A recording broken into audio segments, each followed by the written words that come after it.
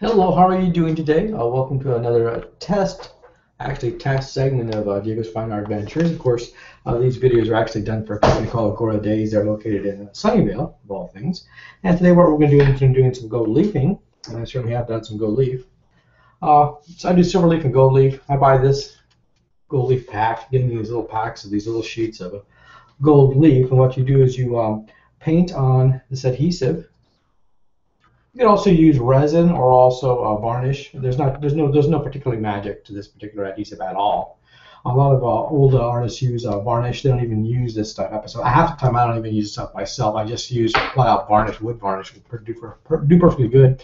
You paint it on the surface, you wait for it to dry, become tacky, then you adhere the gold leaf, which can be a little bit tricky at times, admittedly, because the gold leaf is a very thin sheet of gold. Now, it's not really gold; it's gold paper or something like that. I'm not quite sure the actual material of it, nor do I particularly care. I know it's archival, I know that.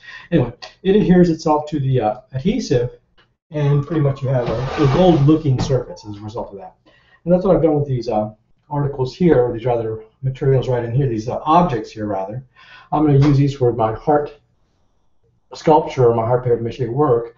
I have some gold leaf already adhered onto this surface right here, and I'm not particularly interested in actually getting it exact or perfect or anything like that. That's not the charm of gold leaf at all. You want little cracks and things like that to sort of show up. Look very charming and very interesting.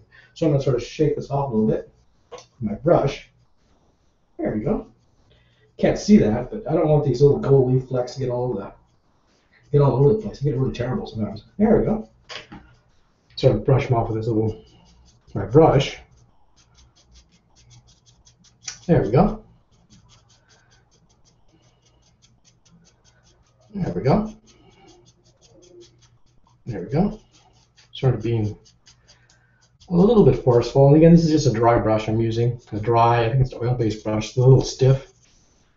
And you notice the gold leaf has adhered itself to various sections and not adhered itself to other sections. And that's what gives it sort of an interesting surface. It looks very interesting. At least I think so. A lot of other people think so as well. So, except for the stuff that's gold leaf stuff goes flying around, and it's really horrible to try to pick up. That's where I'm going to go turn around, sort of shake it off in the trash can.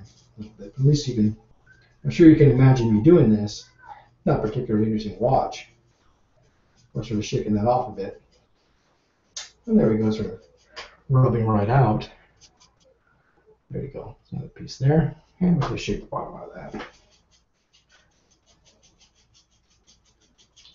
And you'll notice, again, that the gold leaf is adhered to some sections, and some sections it has not. And that's what gives it actually its charm. You have these little chipped sections of red coming up. Now, generally artists, at least in the Renaissance era and certainly contemporary artists, use a base, which is sort of a crimson red with a little bit of brown element into it. And they use that as a sort of a bottom base for whenever they want to attach gold leaf. So they'll take a section, paint it with that red, and then place the gold leaf over that particular area. That's just a tradition. I take it to the tradition. I think it looks nice, but if you want to try another color, go for it. I mean, I don't see why not. I'm sort of a traditional sort of artist, so I have a tendency to sort of keep that. Well, it works. It works for me, so I use sort of the crimson red base. And there we go, start shaking that off. And see that we have another section that has been done. So 2 sections. I'll do one of them for today.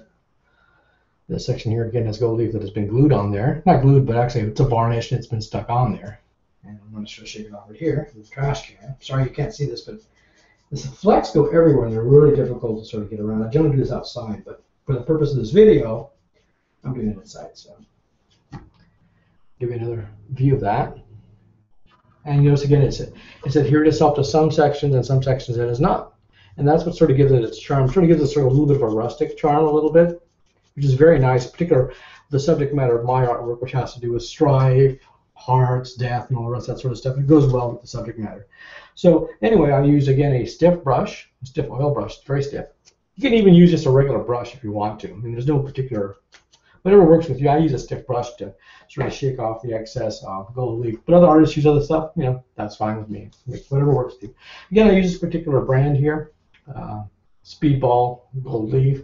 But there's plenty of other brands that should provide exactly the same product. There's no particular charm to the product. I mean, it's just gold leaf on paper. So it's sort of a thin I don't even know, it's some sort of nuts and metallic material onto a thin piece of paper, pretty much. You just adhere that onto the surface that you're intending to adhere the gold leaf to. So anyway, that's the end of the session today.